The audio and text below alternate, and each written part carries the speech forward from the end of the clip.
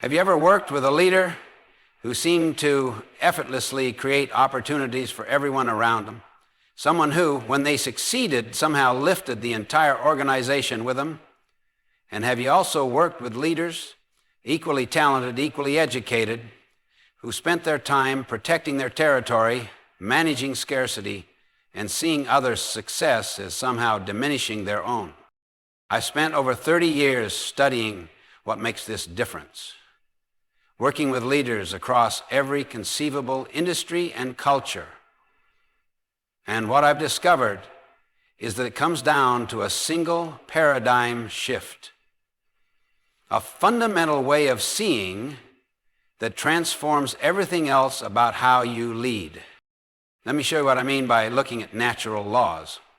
In nature, we see abundance operating everywhere. One apple seed doesn't produce one apple. It produces a tree that yields thousands of apples, each containing multiple seeds, capable of producing entire orchards. Water doesn't hoard itself in one location. It flows freely, evaporates, returns as rain, nourishing everything it touches and creating the conditions for all life to flourish. In healthy ecosystems, every organism contributes to the whole, and the whole supports every organism. There's no scarcity, no competition for limited resources. There's multiplication, expansion, mutual benefit. These same natural laws govern human interaction and organizational effectiveness. Just as a garden flourishes when we plant and nurture rather than hoard seeds, leadership effectiveness multiplies when we operate from what I call the abundance mentality. But here's what I discovered that changed my entire understanding of why some leaders can access this way of thinking and others cannot. And it's not what most people expect. This isn't about being generous or optimistic, though those are wonderful qualities. This is about aligning your leadership with fundamental laws that govern all sustainable success. And here's the critical insight: abundance thinking is impossible until you've achieved what I call a private victory, the personal security that comes from character-based independence. Think about your own leadership right now. What's your immediate internal response when a colleague receives recognition you wanted? When someone else gets the promotion you were hoping for? When a team member's idea gets implemented instead of yours? That response, that immediate, unguarded reaction, reveals whether abundance thinking is even possible for you in that moment. Only when we're secure in ourselves, when our sense of worth comes from our character and principles rather than from comparison or competition, can we genuinely seek the success of others. Only then does abundance thinking become not just possible, but inevitable. Today, you'll discover not just what this abundance mentality is, but why most leaders can't access it, the specific character foundation that makes it possible, and the practical frameworks that turn this paradigm shift into measurable leadership results. This is the paradigm that changes everything. Let me explain this principle more deeply, because understanding these natural laws will change how you see every leadership challenge you face. In every sustainable system, whether biological, economic, or social, abundance flows from a mindset focused on creation rather than consumption, multiplication rather than division. Consider this: a candle loses nothing by lighting another candle. In fact, there's more light for everyone, including the original source. The flame doesn't diminish, it multiplies. But let me show you how profound this principle really is. A healthy tree doesn't compete with other trees for sunlight. It grows taller, creating a canopy that protects and nurtures smaller plants beneath it. Knowledge shared multiplies exponentially. Teach one person who teaches 10 others, who each teach 10 more, and soon thousands benefit from what began with one insight. In my experience with thousands of leaders across 6 continents, I've observed this same pattern in the most innovative organizations. They don't hoard their best practices. They share them openly, often creating industry standards that everyone benefits from, including themselves. Now contrast this with how most leaders actually think and operate. And notice if you recognize any of these patterns in your own leadership. Scarcity thinking operates from the paradigm that life is a zero-sum game. If you get the promotion, there's one less promotion available. If your department gets more resources, mine gets less. If you look good, somehow I look worse by comparison. But watch how this plays out in specific behaviors. Scarcity-minded leaders take credit for team successes, while abundance-minded leaders spotlight team members' contributions. Scarcity-minded leaders hoard the best assignments, while abundance-minded leaders develop others by giving them stretch opportunities. Scarcity-minded leaders see mentoring as creating competition, while abundance-minded leaders see it as multiplying their influence.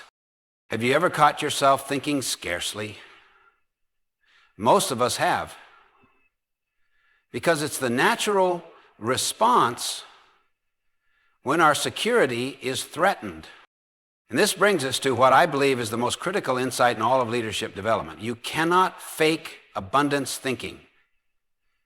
You cannot simply decide to be more generous or collaborative if your foundation is insecure. In working with leaders for over 30 years, I've identified 4 primary sources of security, and only one enables authentic abundance thinking. First, position-based security. I am what I do. When your worth comes from your title or role, others' success threatens your identity. Second, possession-based security. I am what I have. When your worth comes from what you own or control, sharing resources feels like diminishing yourself. Third, popularity-based security. I am what others think of me. When your worth comes from others' approval, you're constantly comparing and competing. Fourth principle, basis security. I am a person of integrity, aligned with natural laws. Only this source of security enables abundance thinking because others' success validates the same principles you're living by. What drives your sense of worth as a leader? That question determines whether abundance thinking is even possible for you.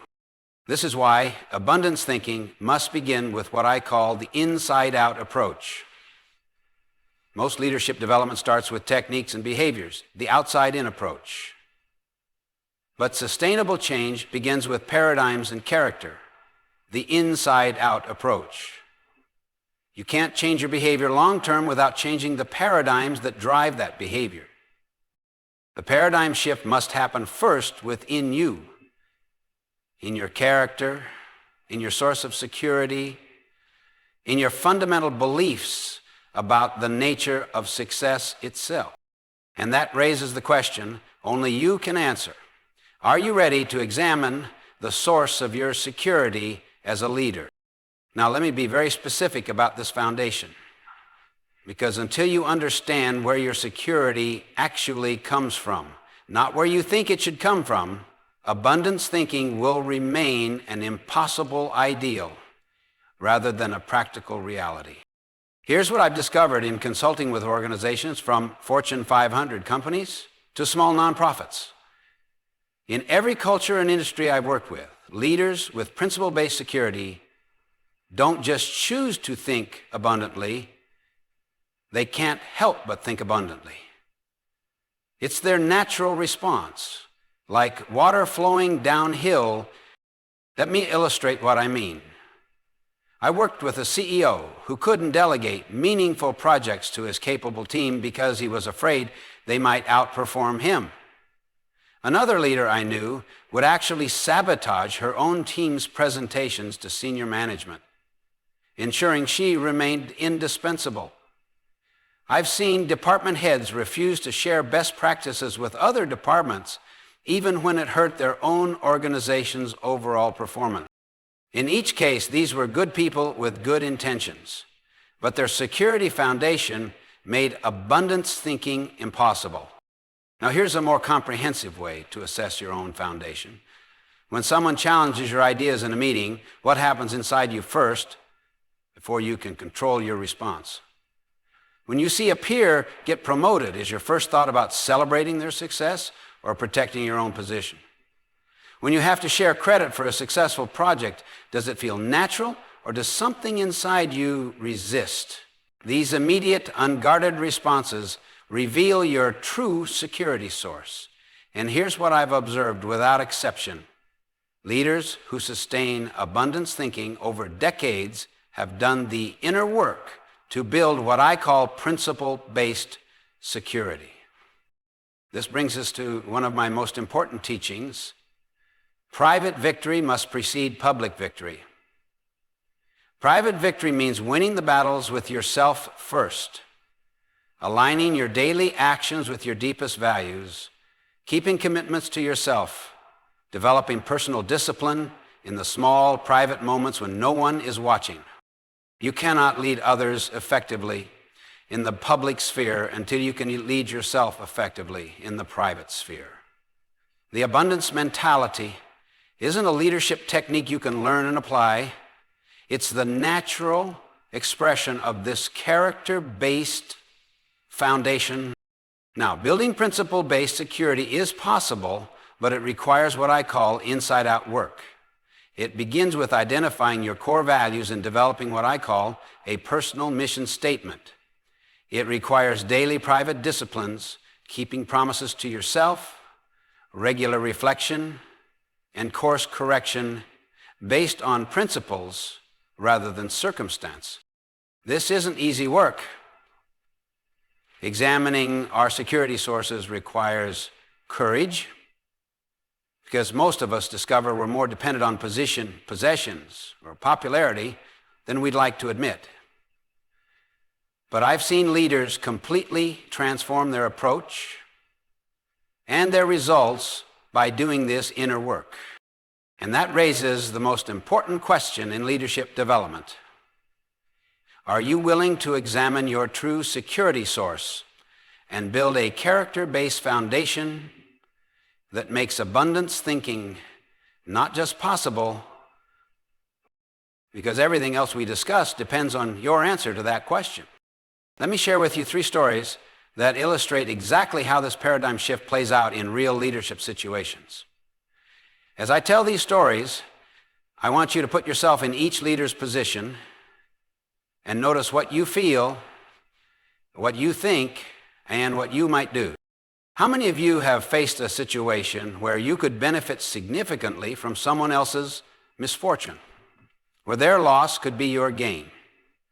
Let me tell you about a manufacturing CEO who faced exactly this choice. He discovered that his primary competition for a major contract worth $12 million, the largest either company had ever pursued, was struggling with quality control issues that his own company had solved years earlier. His first instinct was pure scarcity thinking. This is our chance to win big while they're weak. We'll get the contract, and they'll probably have to lay people off. I could see the conflict in his eyes. Everything he'd learned about competition said to capitalize on their weakness. But then something shifted. He told me later it was the hardest business decision he had ever made. He called his competitor and shared the name of the consultant who had solved the same problem for his company. 3 months later, when his own firm hit an unexpected cash flow crisis due to a delayed payment, that same competitor provided the bridge financing that saved his business. The competitor said, "You could have destroyed us, but you chose to help us succeed." When I saw the relief on his face and realized his abundance thinking had literally saved his company, I knew I was witnessing something profound about how natural laws actually work in business. Think about your own industry for a moment. Where could abundance thinking create unexpected partnerships instead of destructive competition? Now, contrast this with another leader I worked with and see if you recognize this pattern in your own organization. He would never let his team members present to senior management because he feared they might outshine him. But it went deeper than that. He would literally rewrite his team's reports to remove their names, take credit for collaborative efforts, and see every team member's growth as a potential threat to his position. Here's what happened. Within 18 months, his 3 best people had left for competitors. Innovation in his department stopped completely. Productivity dropped 35% in 2 years. I watched talented people become disengaged and cynical. He ended up managing a team of people who had given up trying to contribute meaningful ideas. His scarcity thinking created the very scarcity he feared. A department with limited talent, reduced creativity, and declining performance. Have you ever seen this pattern play out in your own organization? This principle extends far beyond business. I remember a community volunteer who was asked to lead a fundraising campaign for a local charity. The other charity leaders in town were skeptical when she proposed a collaborative approach. They'd been competing for the same donors for years. But when she said, what if we're thinking too small? What if there are donors we're not even reaching because we're all working separately? Everything changed. Instead of 5 separate campaigns, they created themed giving campaigns that showed how all their missions connected. Education, healthcare, housing, job training, and family services. The result, each organization raised 40% more than their individual efforts had ever produced. 1 + 1 + 1 + 1 + 1 equaled much more than 5. What would happen if you approached your next challenge with this same abundance mentality? Now notice the pattern in each case, and this is what I've observed in 30 years of consulting with organizations worldwide. Abundance thinking doesn't just make you feel better about yourself, it creates measurably better outcomes for everyone involved. In each story, the abundance-minded leaders expanded their circle of influence, created win/win solutions, and achieved synergistic results where 1 + 1 equaled much more than 2. The scarcity-minded leader violated these same natural laws and experienced the inevitable consequences. The paradigm literally became a self-fulfilling prophecy in every case. What I'm about to share with you is perhaps the most practical application of abundance thinking ever developed. In working with thousands of leaders across every industry, I've discovered that those who consistently create abundance results follow a specific framework. This framework, which I call win/win, is how abundance thinking becomes abundance results. Win/win is built on 5 essential dimensions, and mastering these will transform how you approach every leadership challenge you face. Win/win requires 3 specific character traits, and without all 3, the framework collapses. Integrity, not just honesty, but wholeness, consistency between your inner values and outer behavior. When your integrity is intact, others trust you because they can predict your behavior based on your principles, not your moods or circumstances. Maturity, the balance between courage and consideration. It's having the emotional strength to express your views while respecting others' views. It's being secure enough to say what needs to be said without being defensive or aggressive. And abundance mentality, believing there's genuinely plenty for everyone. Notice how these first 2 traits create the foundation for abundance thinking. When you're whole and emotionally strong, you can genuinely seek others' success. Which of these 3 character traits is your strongest? Which needs development in your leadership? This brings us to what I call the emotional bank account, perhaps one of my most important concepts. The emotional bank account represents the amount of trust that's been built up in a relationship through our interactions over time. Deposits include keeping promises, especially small ones that seem insignificant, small kindnesses and courtesies, clarifying expectations up front, showing personal integrity, and apologizing sincerely when you make withdrawals. Withdrawals include breaking promises, unkindnesses, violating expectations, duplicity, and pride. Here's the key. You cannot make a large withdrawal without first making significant deposits. Scarcity-minded leaders constantly make withdrawals. They take credit, break small promises, show discourtesy when under pressure. Abundance-minded leaders make consistent deposits. They give credit freely, keep even tiny commitments, and maintain respect, especially during conflict. Think of a relationship where your emotional bank account might be overdrawn. What deposits could you make this week? Traditional agreements are often imposed. One person creates the terms and the other accepts or rejects them. Win/win agreements are created together and include 5 essential elements. Desired results. What are we really trying to accomplish? Guidelines. What are the principles and parameters we'll operate within? Resources. What support, tools, and help are available? Accountability. How will we measure progress and know we're succeeding? Consequences. What naturally happens when we succeed or fail to meet the agreement? Here's what's different. Abundance-minded leaders involve others in creating these agreements.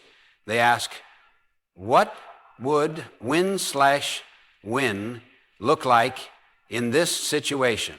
Rather than, how do I get what I want? In consulting with organizations for over 3 decades, I've learned this. People are logical. They'll act in their own best interest as defined by the system. If your reward system pits people against each other, you cannot have abundance thinking, regardless of your good intentions. I worked with a sales organization that had individual quotas and rankings, then wondered why there was no collaboration. We redesigned their system to reward both individual achievement and team collaboration. Behavior changed immediately. What systems in your organization currently reward scarcity thinking rather than abundance thinking? Finally, the 4-step process for win/win problem solving, and this is where synergy becomes possible. First, really seek to understand their perspective, not just their position, but their underlying concerns and needs. Second, identify the real issues. Often what people argue about isn't what they're really concerned about. Third, define what success would look like for both parties. What would make this a true win for everyone? Fourth, brainstorm creative options. This is where the magic happens. Notice how this entire framework expands your circle of influence. Scarcity-minded leaders focus on their circle of concern, worrying about things they can't control, like what others are doing or getting. Abundance-minded leaders expand their circle of influence by focusing on what they can affect: their character, their relationships, their agreements, their systems, and their processes. This brings us to synergy, the highest form of human interaction and the natural result of abundance thinking. True synergy means that 1 + 1 = 3, 10, or even 100. It's when people with different perspectives work together to create something none of us could have created alone. Synergy requires what I call the third alternative. Not my way, not your way, but a better way we discover together. Most people operate at defensive communication, protecting themselves from others' differences. Some achieve respectful communication, being polite about differences. But synergy requires creative communication, building on differences to create something new. But here's the critical insight. Synergy is impossible with scarcity thinking.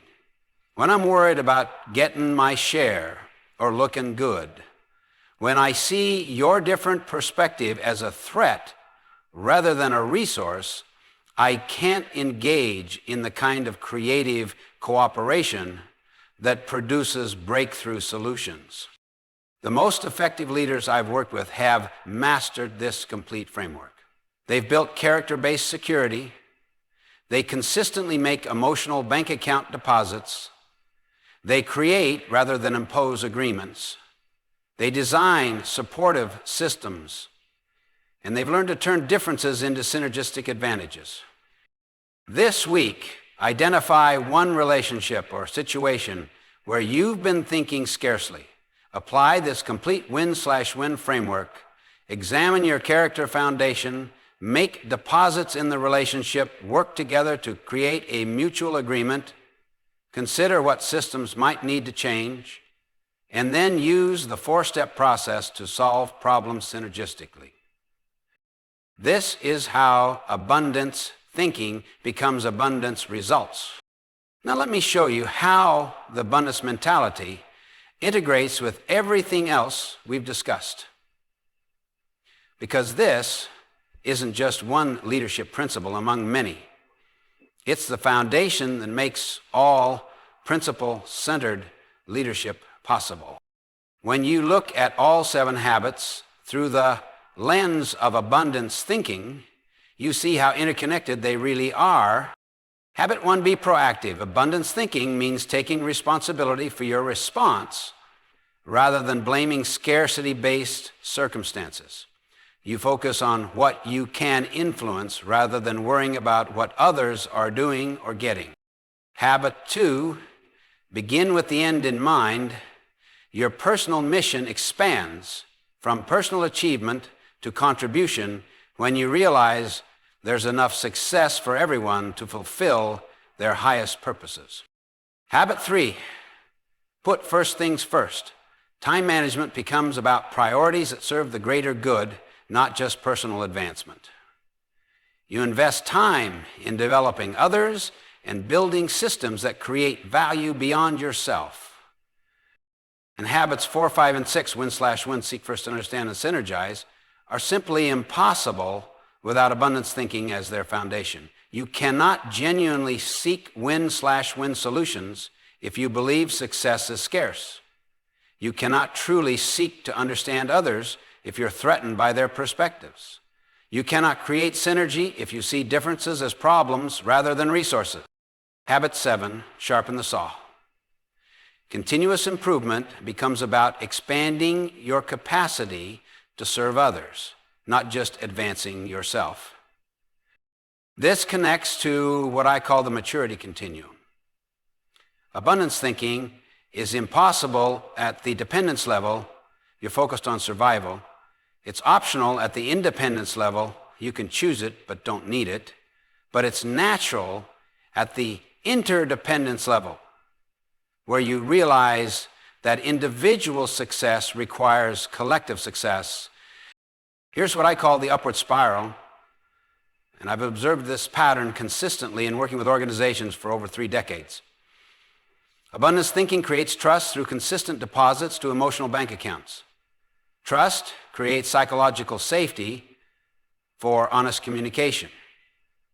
Honest communication enables genuine understanding of different perspectives. Understanding differences leads to synergistic solutions no one could have created alone. Synergistic results build everyone's confidence and security. And increased security enables even greater abundance thinking, creating an upward spiral that continues to expand. This is why abundance-minded leaders become more effective over time, while scarcity-minded leaders plateau or decline. The upward spiral creates what I call expanding circles of influence that continue throughout their careers and beyond. When leaders consistently model abundance thinking, it transforms organizational culture. Teams begin to share resources, collaborate across departments, and celebrate each other's successes. Innovation increases because people aren't afraid their ideas will be stolen. Employee engagement rises because people feel genuinely valued and trusted. Think about your own leadership journey for a moment. Where do you see evidence of upward spirals in your effectiveness? Where might you be stuck in downward spirals of scarcity thinking? Remember, this isn't positive thinking or wishful thinking. This is alignment with natural laws that govern all sustainable systems. In ecosystems, species that create mutual benefit survive and thrive, while those that only take eventually destroy their environment. In economics, markets that encourage collaboration and innovation create more wealth for everyone than zero-sum competition. The abundance mentality moves you from what I call the lower levels of living, survival and stability, to the higher levels of success and significance. At the significance level, your leadership creates lasting value that extends far beyond your own achievements. Abundance-minded leaders create legacies that continue long after they're gone. They develop other leaders, build sustainable systems, and leave organizations stronger than they found them. This is the ultimate expression of abundance thinking, creating value that lasts. What would change in your organization if every leader operated from this abundance mentality? This moment, right now, represents a crossroads in your leadership journey. The choice you make about how you think and lead from this point forward will determine whether you create abundance or manage scarcity for the rest of your career. This isn't just another leadership concept. This is the difference between a life of significance and a life of mediocrity. Every day, in every interaction, you face the same fundamental choice. Will you operate from scarcity or abundance? This choice determines not just your happiness, but your effectiveness, your relationships, and your legacy as a leader. Remember, this begins with examining your source of security. You cannot fake abundance thinking. It must flow from character-based security. The private victory of developing principle-based security must precede the public victory of abundance leadership. Here's your specific implementation challenge, and I want you to choose one that stretches you. If you tend to hoard information, choose one valuable piece of knowledge this week and share it with someone who could benefit. If you struggle with others' success, identify a colleague's achievement and publicly celebrate it. If you compete rather than collaborate, reach out to a competitor and explore how you might create mutual value. If you take credit, give credit to someone else for their contribution to your success. Apply the complete win/win framework to that situation. Examine your character foundation. Make deposits in the relationship. Work together to create mutual agreements and watch for synergistic possibilities. Take a moment right now and make a personal commitment. What one abundance behavior will you demonstrate this week? Who will you share this commitment with to ensure accountability? In working with leaders for over 30 years, I've learned that those who make this shift consistently reported as the most transformative change of their careers. Without exception, the leaders who create lasting organizational change operate from abundance thinking. This applies not just to your professional leadership, but to your role as parent, spouse, community member, and human being. Abundance thinking transforms every relationship and every interaction you have. Imagine an organization where every leader thinks abundantly. Picture the culture you could create where people are developed, recognized, and empowered. Envision the legacy of leaders you could develop who will carry this thinking forward long after you're gone. The abundance mentality isn't about changing what you do. It's about changing who you are. And when you change who you are, everything else changes naturally.